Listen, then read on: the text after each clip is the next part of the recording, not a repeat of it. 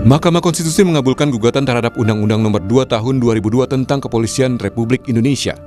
Putusan ini membuat polisi harus mengundurkan diri atau pensiun jika ingin menduduki jabatan sipil. Dalam putusan yang dibacakan di Gedung Mahkamah Konstitusi pada Kamis siang, Hakim Konstitusi Ridwan Mansyur bilang, Pasal 28 ayat 3 Undang-Undang Polri punya substansi yang sama dengan Pasal 10 ayat 3 TAP MPR, yakni menegaskan anggota Polri hanya dapat menduduki jabatan di luar kepolisian setelah mengundurkan diri. Secara substansial, kedua ketentuan tersebut menegaskan satu hal penting, yaitu anggota Polri hanya dapat menduduki jabatan di luar kepolisian setelah mengundurkan diri atau pensiun dari dinas kepolisian. Artinya, apabila dipahami dan dimaknai secara tepat dan benar, tanda kutip mengundurkan diri atau pensiun dari dinas kepolisian adalah persyaratan yang harus dipenuhi oleh anggota Polri untuk menduduki jabatan di luar kepolisian. Amar putusan mengadili 1. Mengabulkan permohonan para pemohon untuk seluruhnya.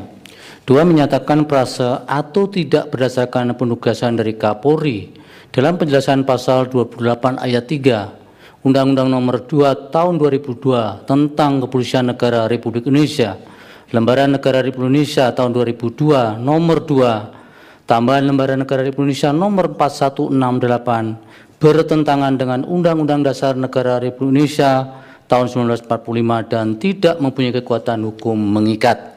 3. Memerintahkan pemuatan putusan ini dalam Berita Negara Republik Indonesia sebagaimana mestinya.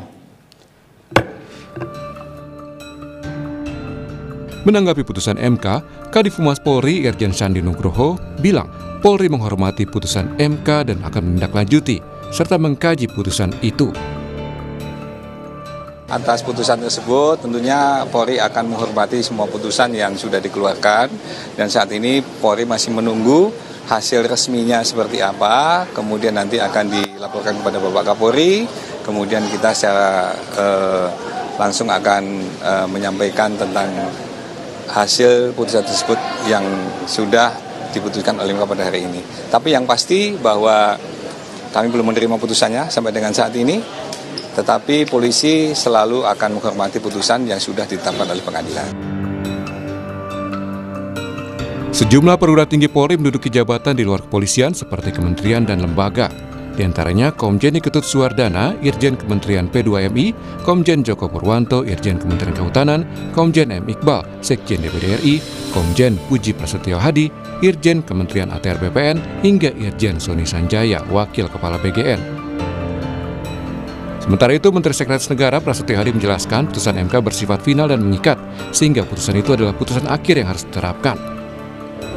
Jadi kita pelajari kan, tapi sebagaimana namanya putusan MK itu kan final and binding. Berarti pasti akan dijalankan gitu, Mas? Ya, iyalah, sesuai aturan kan seperti itu. Akan meminta pejabat tersebut mundurkan diri dari Kementerian Lembaga Pak, yang polisi? Iya kan, kalau aturannya seperti itu kan. Sebelumnya, gugatan terhadap Undang-Undang Nomor 2 Tahun 2002 tentang Polri diajukan dua advokat Samsul Jahidin dan Christian Adrianusite. Keduanya menilai undang-undang tersebut multitafsir dan berpotensi terjadi penyalahgunaan kekuasaan pada penegak hukum. Tim Liputan, Kompas TV. Putusan MK sudah keluar dan bukan untuk diperdebatkan karena sifatnya final dan mengikat. Kami akan ulas bagaimana penerapan putusan MK terhadap larangan polisi aktif di jabatan sipil bersama penasihat ahli Kapolri Irjen Purnawirawan Arianto Sutadi. Selamat pagi Pak Arianto. Selamat pagi Pak Mario Pak di studio. Terima kasih Pak Arianto sudah bergabung di Dialog Sapa Indonesia Pagi, dan juga pengamat kepolisian ISES Bambang Rukminto. Selamat pagi Mas Bambang. Pagi. Mario. Terima kasih Mas Bambang dan Pak Arianto sudah bergabung di Dialog Sapa Indonesia Pagi pada hari ini. Saya duluan ke Pak Arianto. Pak Arianto, Pak Kapolri sudah memberikan tanggapan terkait dengan putusan MK ini atau belum Pak? Kalau saya belum mendengar Pak Kapolri ya, tapi yang saya dengar baru Kadif Humas tadi itu. Ya. Dan saya kira ya udah pasti Pak, gitulah tanggapannya, itu kan final and binding ya. Ya. Berarti kita harus melaksanakan perintah undang-undang. Bagi saya sebagai polisi ya, apalagi polisi itu dilihat kan apakah polisi itu sebagai lembaga, organ, atau polisi itu orang-orangnya, petugas polisinya, atau fungsinya. Itu saya lebih menyoroti kepada itunya. Kalau dari putusan ini saya lihat nanti saya akan memberikan tanggapan ya. Polisi itu adalah, kalau menurut Tribrata ya, pedoman hidup polisi itu adalah satu, abdi utama daripada nusa dan bangsa. Artinya sebagai abdi ya, pelayan masyarakat. Dua, negara yang utama, warga negara teladan, artinya memberikan contoh keteladanan dalam mematuhi undang-undang. Yang ketiga, wajib menjaga ketertiban pribadi daripada itu profesionalisme kayak gitu. Jadi dengan adanya keputusan seperti ini, kemudian polisi tidak boleh di luar itu kalau tidak pensiun, itu tidak ada pengaruhnya apa-apa bagi kami, menurut saya ya. Karena sebagai dulu ketika kita masuk dari polisi pun sudah ngomong, Pak, saya siap ditempatkan di mana-mana gitu. Jadi itu udah tekad kami itu sebagai di dalam Tribrata ada di situ juga gitu. Ya. Tidak pengaruh. Oke. Pak Arianto, tapi kan kita melihat mekanismenya selama ini, kalau dari kemarin pada saat sidang di Mahkamah Konstitusi, saksi ahli mengatakan bahwa ada 4.000 jabatan yang ditempati oleh polisi di jabatan sipil tersebut. Jika memang pada akhirnya ini harus kembali semua ke institusi, akan ditempatkan di mana 4.000 ini? Oh, kalau saya sih nggak bingung, Pak. Wong itu polisi itu masih kurang orang banyak. Contohnya bahwa polisi itu kurang petugas yang banyak ya. Sekarang polisi kan dinilai negatif itu. Iya kan, citranya kurang baik. Nah, sekarang polisi kan lagi dituntut untuk memperbaiki diri. Itu butuh para petinggi-petinggi yang hebat untuk memperbaiki polisi kan. Untuk transformasi itu, saya kemarin mengajukan perbaikan polisi seluruh Indonesia itu dengan cara melaksanakan perbaikan-perbaikan poin-poin yang dikurangi itu yang dinilai negatif. Karena kemarin ada 9 poin itu. Perbaikan di bidang pelayanan, pengawasan, kemudian hedonis, di bidang impunitas, kemudian apalagi banyak, ada 9 poin yang harus diperbaiki itu, Pak. Itu membutuhkan seorang pengawas ya. Bagaimana cara merubah itu kan gitu. Karena kita merubah 460.000 orang kan, Pak. Gitu. Berarti menurut Anda ini lebih ini ya, bagus sebenarnya untuk reformasi di tubuh Polri untuk citra yang lebih baik, kinerja yang lebih baik ya. Kalau ditinjau dari lembaga polisi, menurut saya dengan pengembalian ke polisi kembali, kita nggak akan bingung itu ditaruh di mana, karena sekarang ini kebetulan polisi lagi membutuhkan para petinggi-petinggi ataupun pejabat yang hebat-hebat untuk memperbaiki polisi. Jadi itu malah menurut saya itu mempercepat proses daripada transformasi polisi yang diharapkan oleh rakyat itu. Sementara ini ya gitu. Jadi saya ke Mas Bambang. Mas Bambang, bagaimana Anda melihat dari kata Pak Arianto, ini sesuatu yang baik sebenarnya untuk kinerja polisi ke depan. Polisi membutuhkan orang-orang profesional untuk memperbaiki polisi sendiri. Harapannya memang demikian ya. Tapi kalau kita melihat di struktur kepolisian ini jabatan-jabatan itu kan terbatas. Misalnya terkait dengan pengisian bintang 3. Ini kan hanya sekitar 6 orang saja gitu loh. Wakapolri, Irwasum, Kabintelkam, Kabarreskrim, Lemdikpol, Kabarkam, terus kemudian Astamaop, Astamarena dan Korbimob gitu loh. Sementara bintang-bintang 3 yang lainnya kan bertebaran di instansi pemerintah. Kalau kemudian ini ditarik, tentu akan banyak bintang 3 yang akan menganggur, tidak bisa mengisi jabatan itu gitu. Non jabatan berarti ya? Bagaimana Mas? Non jabatan. Kalau ditarik. Non job artinya seperti itu. Belum lagi terkait dengan inflasi kombes yang seringkali muncul. Artinya memang selama ini ada problem terkait dengan manajemen SDM di tubuh kepolisian. Pengembangan organisasi ini dibaca hanya sekedar menyebarkan personil di lembaga-lembaga atau kementerian atau lembaga yang lain, dan ini ternyata keputusan MK kemarin kan menganulir itu semua. Makanya memang ini nanti akan memunculkan semacam tsunami ya dari tubuh kepolisian terkait dengan baliknya para jenderal ke tubuh Polri gitu. Tapi kalau di level fungsional, level perwira menengah, bintara dan tamtama yang juga dari 4.300 itu ada sebagian besar dari perwira menengah ke bawah. Ini tentu akan sangat memberikan darah segar karena mereka sudah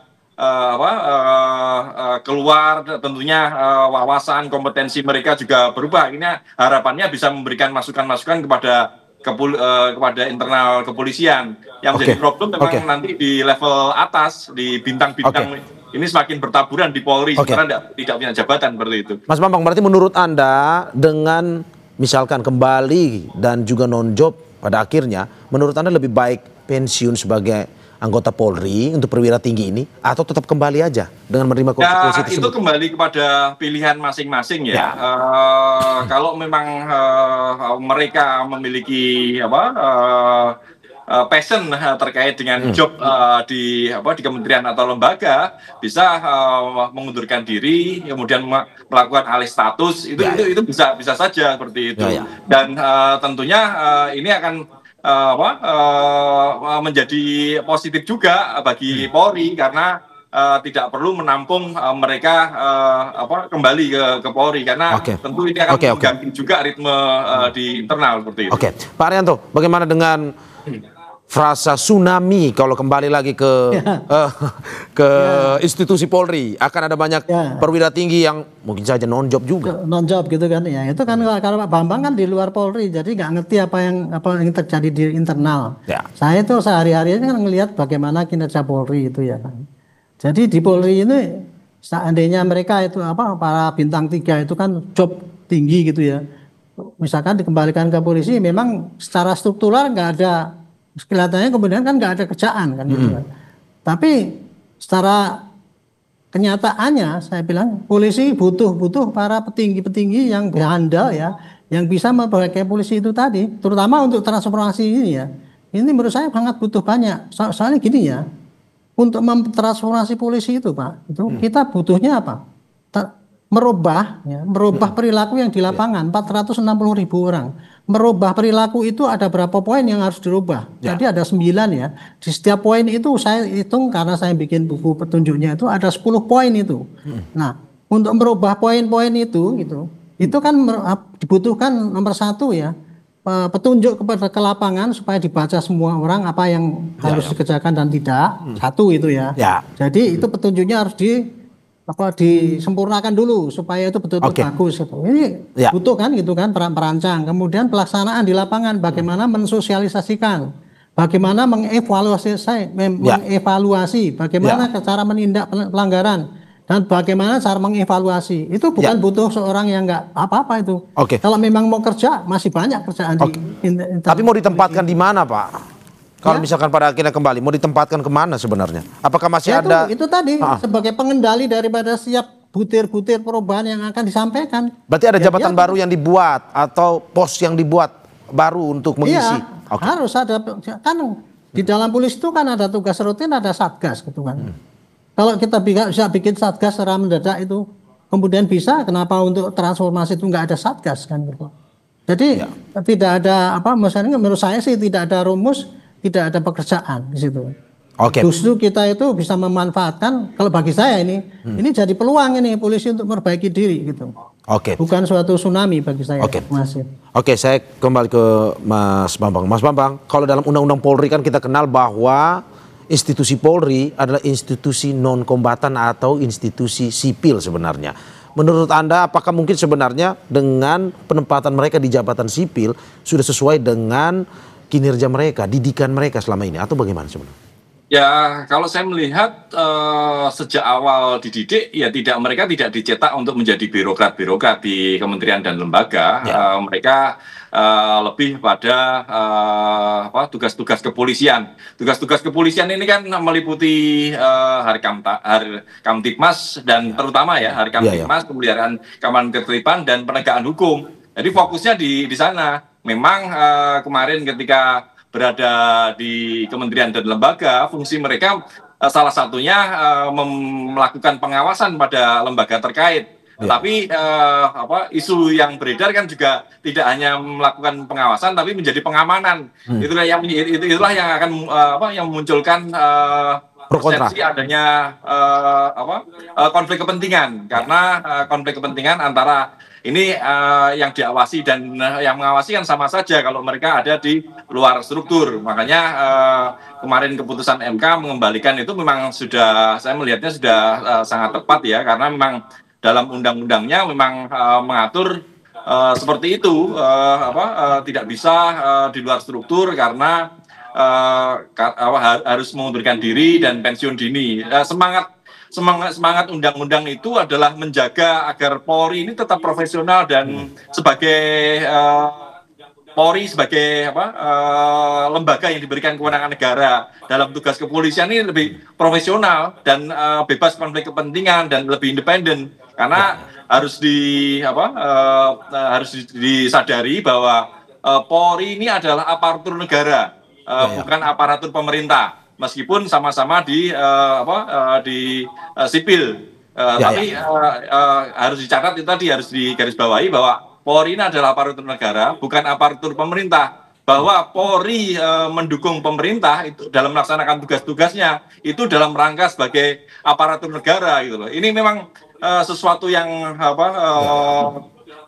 masih sulit dipahami karena perbedaannya memang sangat tipis antara aparatur negara, aparatur pemerintah, atau dalam tanda kutip aparatur kekuasaan seperti itu. Makanya keputusan MK ini merubah mindset tersebut gitu, dan harus dan ini harus disadari oleh kawan-kawan kepolisian. Mas Bambang, kalau kita melihat dalam sidang kemarin, dari alasan penggugat adalah karena banyak anggota polisi aktif yang menduduki jabatan, ada kepala BNN, ada BSSN, BNPT, KPK. Menurut Anda dengan eksodus yang hasil putusan ini, perpindahan kembali ke institusi Polri ini, apakah akan mengganggu sebenarnya apa yang telah dilakukan selama ini di institusi sipil tersebut, atau bagaimana sebenarnya? Ya, sedikit ada goncangan juga ya. Artinya yang selama ini tugas-tugas Polri yang dilakukan secara profesional melakukan pengawasan ini tentunya akan berkurang. Ini tentu akan membuat kementerian dan lembaga itu berbeda dengan kemarin, akan semakin longgar gitu. Artinya peluang-peluang untuk melakukan pelanggaran itu kembali muncul seperti itu. Tetapi ini kan persoalannya bukan hanya sekedar penempatan Polri di luar struktur, tapi adalah koordinasi antar lembaga. Artinya kalau itu tidak bisa diselesaikan antara antar lembaga, tentu ini akan menjadi dampak yang negatif. Tetapi bagaimanapun juga masing-masing harus profesional, ego sektoral itu harus dihilangkan, dan pucuk pimpinan antar lembaga inilah yang harus memastikan bahwa koordinasi kerja itu tetap berjalan dengan semestinya, seperti itu. Oke, saya kembali ke Pak Arianto. Pak Arianto, bagaimana Anda melihat bahwa ada beberapa institusi sipil yang selama ini sudah menjadi bagian dari Polri atau selalu dipimpin oleh anggota Polri, pada akhirnya harus kembali lagi ke institusi Polri, terutama seperti BNN, BNPT. Mohon maaf ya kalau saya mungkin salah memaknainya ya. Keputusan daripada MA kemarin itu kan hanya bunyinya tidak boleh polisi yang aktif kemudian bertugas di tempat lembaga yang lain gitu kan. Bukan berarti tidak boleh, tapi harus keluar dulu. Harus keluar, pensiun. Kemudian baru masuk ke situ. Berarti bukan tidak ada larangan Pak untuk anggota polisi masuk ke situ sepanjang dia sudah pensiun daripada polisi. Nah, otomatis besok seandainya ini BNN misalnya tuh, ya paling tinggal yang sekarang masih dinas itu ya suruh pensiun, kemudian mau boleh ke situ kalau memang dia maunya ke situ. Ini efek daripada ini kan kepada anggota ya Pak, itu nanti harus milih itu nanti apakah berhenti dari polisi atau kemudian tetap di situ. Itu nomor satu. Sehingga bagi saya tidak ada kekhawatiran lembaga-lembaga lain yang memang dibutuhkan adanya figur polisi itu akan kehilangan figur polisi di situ. Saya ingin menyampaikan ya, penugasan polisi di luar lembaga ini itu ada positifnya, ada negatifnya. Positifnya adalah dulu dibutuhkan profesionalisasi polisi itu untuk pengawasan biasanya. Makanya dulu penugasan keluar itu harus menunggu lembaga yang minta kan gitu kan. Kalau lembaga minta dikirimlah ke sana, dan itu memang efektif. Karena saya pun dulu juga gitu Pak. Saya menjelang pensiun itu saya diminta ke BPN. Nah, saya keluar dulu dari polisi dan masuk ke BPN. Dan saya di situ di BPN saya bikin bisa perubahan banyak sekali. Tanya itu Pak Ahok, Pak Ganjar Pranowo, Pak Gamari. Itu ya dulu saya waktu di BPN saya bikin sistem bagaimana menyelesaikan sengketa tanah sehingga yang sengketa tanah yang berlarut-larut nggak selesai. Dengan adanya saya di situ karena saya biasa ya menyelesaikan sengketa sehingga ada positifnya gitu. Yang kedua positifnya adalah koordinasi. Polisi itu kalau kerja kan nggak bisa sendiri Pak, harus dengan lembaga yang lain. Dengan adanya anggota polisi yang di situ maka koordinasinya itu akan lebih erat, cepat sekali gitu. Itu hanya sayangnya ada negatifnya juga kalau ada polisi masuk ke situ itu seakan-akan kan menutup karir daripada orang yang sudah dari kecil ada di situ gitu sehingga itu. Jadi sipil ya, jabatan sipil itulah itu ya. Kondisinya ya. Gitu. Jadi kalau saya melihatnya seperti itu. Jadi bagi saya ini bukan barang susah ini. Karena tinggal suruh pilih kalau mau berhenti kemudian masuk atau kembali ke polisi gitu. Saya terakhir ke polisi di situ. Saya terakhir ke Mas Bambang, bukan barang susah kalau kata Pak Arianto, transisi kalau kata Pak Yusri butuh transisi waktu. Apa yang harus disiapkan? Singkat saja Pak, terakhir. Ya satu kesiapan mental ya kepada untuk anggota. Ini memang ada sebuah perubahan yang sangat drastis karena 10 tahun ini mereka dalam zona nyaman untuk bisa di luar lembaga di luar Polri seperti itu. Makanya kesiapan mental yang seperti disampaikan Pak Arianto tadi, mereka harus siap mental untuk memilih tetap di dalam Polri atau mengundurkan diri atau pensiun dini itu tadi dan kemudian bertugas di kementerian atau lembaga lain. Itu satu terkait dengan personil, terkait dengan organisasi ya Polri harus segera mempersiapkan pengembangan organisasinya kemana mereka nanti ditampung, job-job apa saja yang harus disiapkan untuk mereka karena tentu itu sangat berpengaruh pada kinerja mereka nanti yang sudah kembali ke Polri. Oke. Terima kasih atas apa yang disampaikan penasihat ahli Kapolri Irjen Purnawirawan Arianto Sutadi dan juga pengamat kepolisian ISES Bambang Rukminto. Semoga apa yang disampaikan ini bisa memberikan ya jalan terang, jalan tengah juga buat bagaimana reformasi Polri ini untuk pelayanan terhadap masyarakat. Sekali lagi terima kasih Bapak-bapak. Terima kasih. Sehat-sehat selalu. Terima kasih. Terima kasih.